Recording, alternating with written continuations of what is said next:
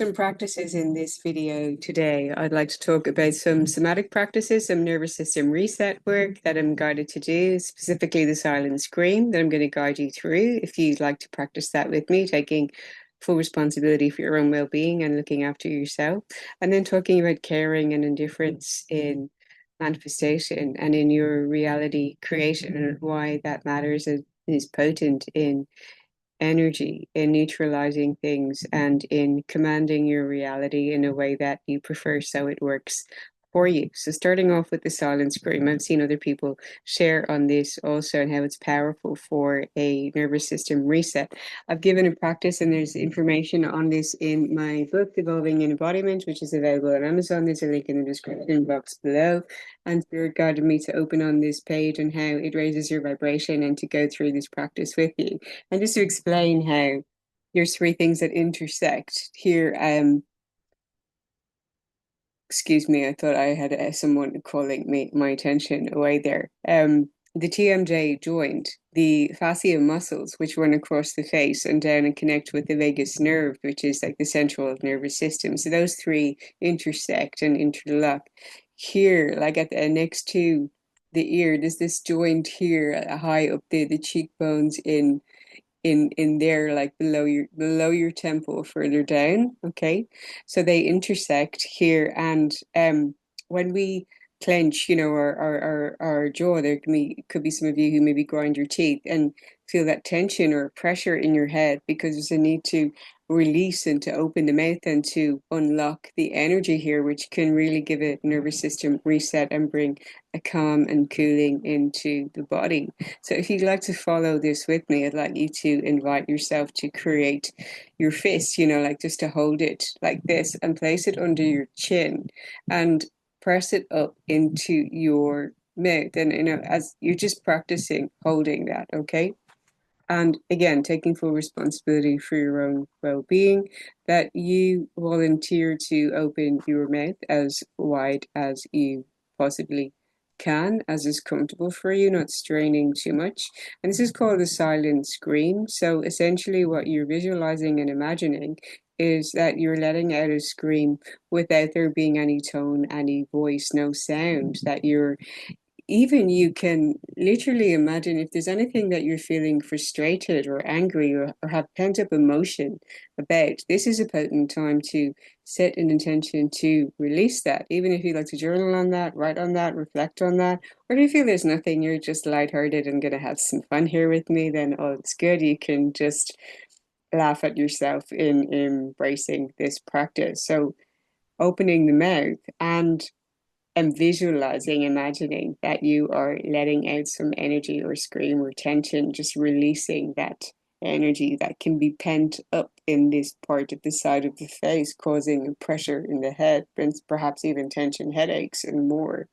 So if you observe me, we breathe first of all into the belly deeply 3 times. And breathing out, letting go, relaxing the body.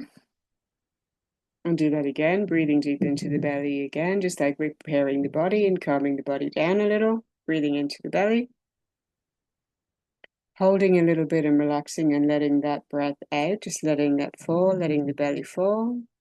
And again, on the third breath, as you breathe in, that you hold the breath a little bit and hold your fist then underneath the chin, but that you're pushing it up a little bit into the chin as you stretch open your mouth as wide as you can and visualize that you are letting out that silent scream and releasing energetically, emotionally from you, unlocking the tension in that center. So I'm now going to breathe in and do that myself, and you can watch me very beautifully demonstrate. Okay.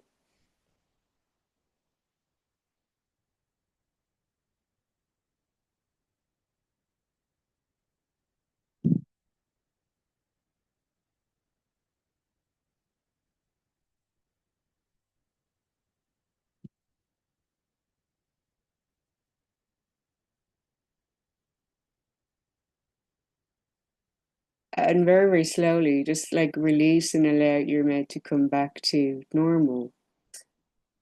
And not breathing in again until you feel that you actually do need to, that you've a very elongated out breath there.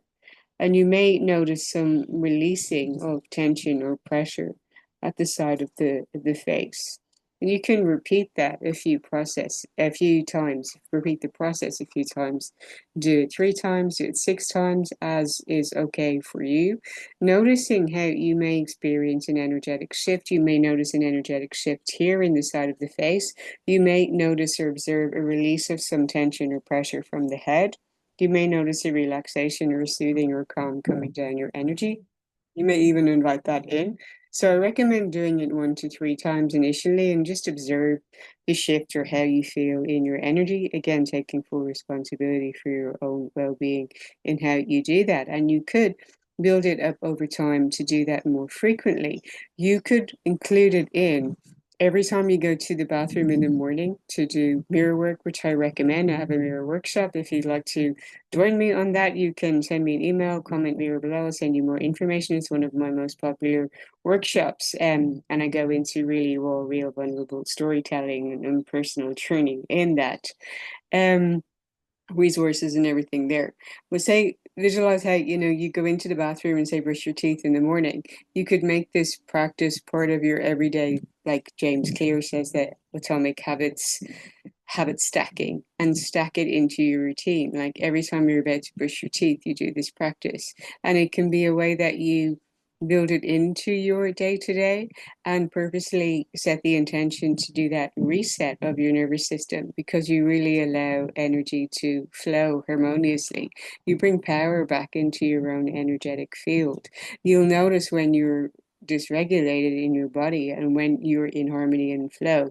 You'll notice when you've released some tension or pressure from the head, and all is mental in a universal law, that you can free or liberate yourself from some heaviness in the mind, in the mental energy, and in your face, and really open up the jaw, which can really support throat chakra activation as well. And your throat is literally your manifester. I mean, it's through your voice, through the power of your energy in your voice, and not only through speaking, it's also channeled through writing, through sharing your voice. So even through writing authentically and sharing your truth in your voice and how you really feel is powerful for the throat chakra itself, even without the speaking, because you're being honest with yourself, honest about your emotions, and honest about your expression. So that voicing truth can come about in a variety of different ways. How is this resonating for you, and how did that feel? And did you do the practice? And did you notice a shift or anything? Please do leave your comment down below. I'd love to witness that, to know if anything shifted, if you knew about this, if you've done this before. Again, there's full guided, detailed practice in my book if you'd like to get a copy below. But I've been guided to this page on how silence screaming raises your vibration. So it discharges low frequency emotions like anger, fear, frustration, and grief, or dense low vibrational energies. This may be a follow on from yesterday's video. I don't know if you were feeling that, but if I was feeling this collective purge of some sense of victimhood, or some sense of the undercurrent of a former version of you that you're also giving love and grace and compassion to, because these interactions that come up in your reality are also a reflection of you, a reflection of a former version of you, or a version of you that you've transcended or choose not to be. So therefore, you can witness and give compassion to it. Yet there's this clearance from your energy field as you release that, and as you decide that's not me anymore, or I'm no longer allowing myself to feel that way because I love myself. I choose my discipline. I choose to feel good out of my own self-love. So therefore I don't entertain these things that are not part of my evolving embodiment in heaven, in my heaven creation, in authenticity, in people who are true to themselves and in a way that they've integrated their darkness. So in this sense, they are truly self-loving and loving of you, and it's authentic.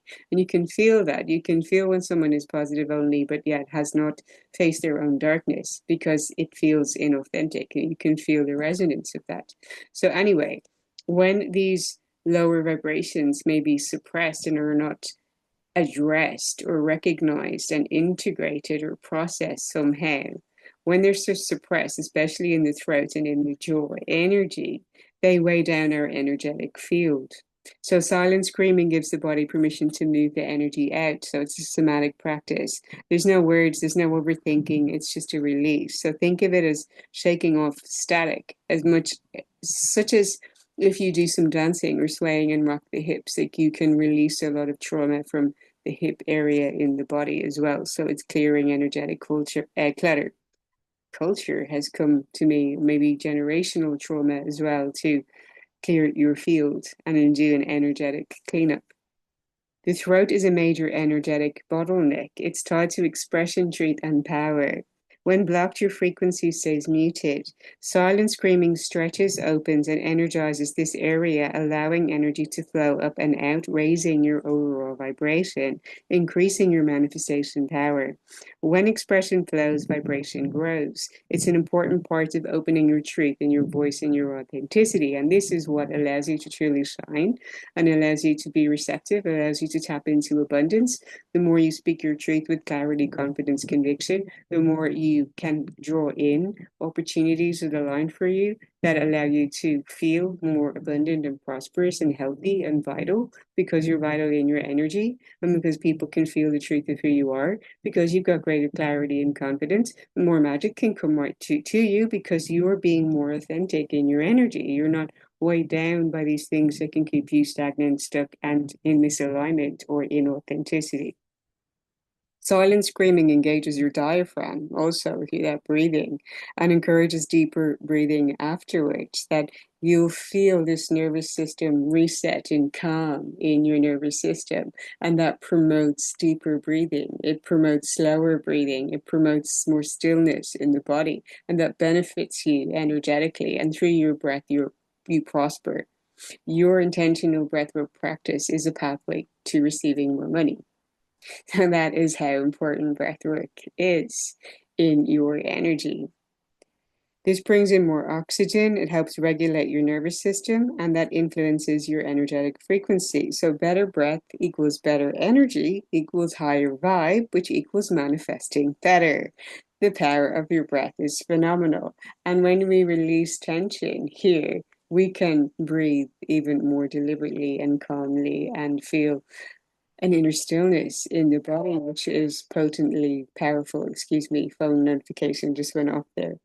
So, embodied movement gives you a frequency shift. In a somatic practice, this works from the body up, not just the mind down, where you may be attempting to think better. It's a somatic embodied practice where you can do something to work with the energy of the body in order to shift your energetics and frequency, which is creating a stronger, clearer signal, which is drawing in the resonance of where you are vibrationally, energetically on a frequency standpoint. And when you're making the conscious choice to do these somatic practices, that is action in itself. It's action of self-love. I love myself so much that I'm taking action to work on my energetics. Profound. So well done. Silent screaming puts that into motion for you because in emotion, it's energy in motion. You create space for higher emotions. Once you clear out any heavy energy, your body and field naturally make space for higher states such as peace, joy, inspiration, and clarity, which are all high vibration emotions. You feel even more confidence. You feel you're cultivating a more self-loving relationship with yourself. You're building more of a sense of certainty. You even feel even more enthusiastic. You know that it's self-care. And self-care always rewards you. You release density and elevate in lightness in your being. So silent screaming shakes loose the stuck, so your natural frequency can rise. It's hitting the reset button on your emotional and energetic state. What you can love about this is how it empowers you. You can bring your awareness and attention to creating this shift, which I've just explained. So this is being proactive in inducing your inner calm and stillness, creating better feeling states for yourself. You're reclaiming yourself from the inside out through your own body and your intentionality. Rather than stepping into a frequency elevator, know that you are the elevator. You can elevate yourself through your own mindful awareness and your somatic practices and your action in your embodiment. You can empower yourself so easily in doing these things. also been guided to talk about the power again of I'm good either way, that you're fluid and flow in your energy. And if you're an empath and you resonate with that, that the final stage of an empath becoming very integrated and whole, as I'd mentioned previously in Jungian philosophy and psychology, it's going into the void and the abyss and seeing darkness, seeing your own darkness and integrating that into wholeness. And this can bring you to a point of indifference, of where you may feel that you don't care, that you have lost motivation, or that you're not allowing yourself to be manipulated or controlled somehow, because you see through illusion and you can see your own power to choose and decide what you prefer to focus on and believe and how you choose to feel, and prioritizing that and prioritizing your own self-love, even through love of your own darkness. And I'm guided to go into storytelling of how I had previously shared that I had been in a relationship with someone who was highly narcissistic. And I have put my hand up to say that we're all somewhere on the spectrum. We all have a narcissistic tendency. We can fall into somewhere along the range. And primary narcissism of love for yourself, that's genuine, authentic, such as what children have before they get corrupted by beliefs that don't serve them in conditioning and programming. This this not questioning or doubting yourself, simply being your authentic expression, is primary narcissism, in a way that you're just naturally self-loving because you already know that you have everything and you're whole. You're not questioning that.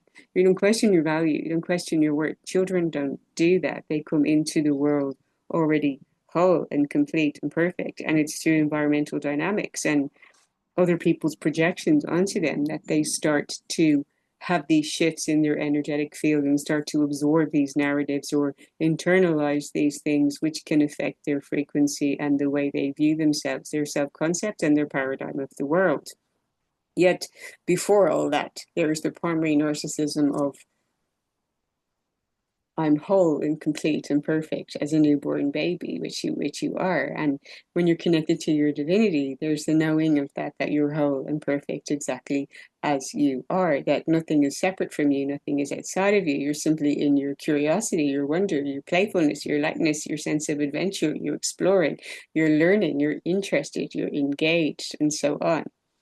Yet coming back now to the dissolution of this relationship, which was there was like a trauma bonding, there's a like karmic cycle coming to a close, and still living together and wanting this dynamic to change, to leave, that, you know, either I could go somewhere else or that they would go somewhere else and that you'd be freed up from the dynamic, and wanting this liberation. And it can be that when you want something energetically, you can be in a sense of needing, in a sense of wishing instead of hoping, and you can delay or postpone the manifestation. They'll take that as it applies to you for whatever you feel that you may desire. That desire can cause suffering itself through the mere wanting something. So through wanting something, you can postpone its manifestation because you're broadcasting the signal of I don't have something, and or I want something to be different from what it is, which can cause the frequency of disappointment, the feeling that like something is not how I want it to be, it should be different. It's not coming from a state of wholeness, of everything is perfect and whole and complete right here, right now. And when circumstances in your reality, such as sharing or cohabiting with someone that you would prefer not to be living with, it can be difficult to kind of override that perception and feeling in your body, in claiming the state within you that all is well and all is working out for me. You're literally ignoring your circumstances and your reality to be on the frequency of what you prefer, so that you manifest that, because you're creating the signal from you. Or if you're with me, that circumstances don't matter and conditions don't matter. You want to be cultivating and generating the experience of what you desire as already having it. And even in an energy of an indifference of, well, it doesn't matter, I'm good either way. So you're not in an energetics of needing something, and therefore it can meet you because you're not repelling it, you're postponing it, you're in the energy of I'm good. I already have everything. I'm getting my way. It all works out for me. And that is an embodied, emboldened, dark feminine, even energy as well, of that black cat energy of I always get what I want. Everything works out for me. And holding that in a love of yourself.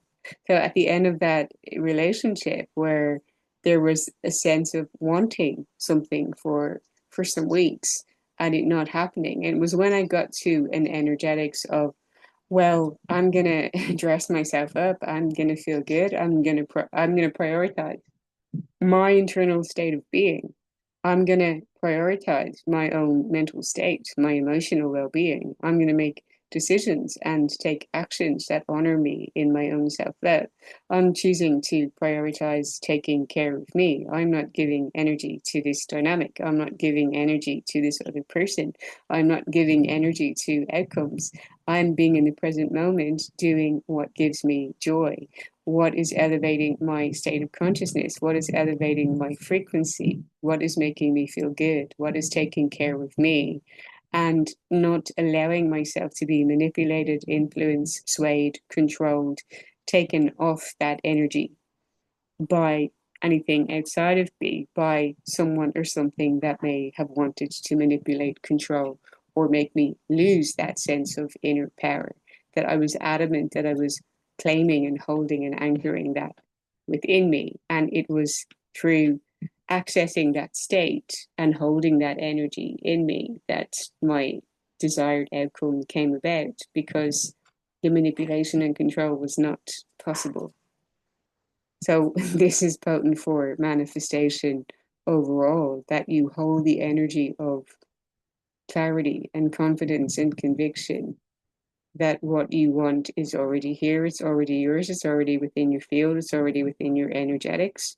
If you're feeling it's not, that you can hold the energy of the mantra of I'm good either way, it's unfolding, everything is perfect. So you're not signaling that something is missing, that you're needing or desiring something, which can bring about disappointment or suffering, or postpone and create a time delay or a lag between where you are and where you want to be. You close the gap by doing the somatic practices, by relaxing your nervous system, by holding inner calm and stillness within you, by choosing to follow your joy and following your human design and what keeps you in a more harmonious vibration and frequency and mindset with power, with that cat energy, with assuming.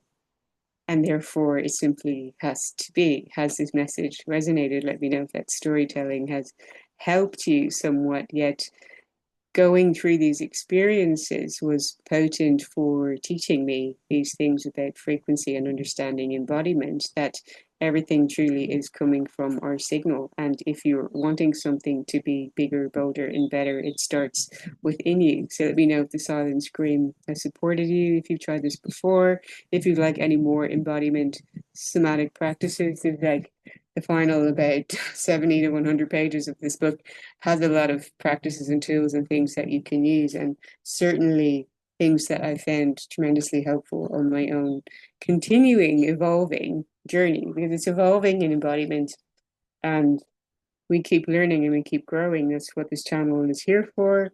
I'll be delighted if you got a copy of my book. If you want to step into a course with me, you get the book gifted to you as a thank you with appreciation and love. Thank you for liking, sharing, commenting, and subscribing.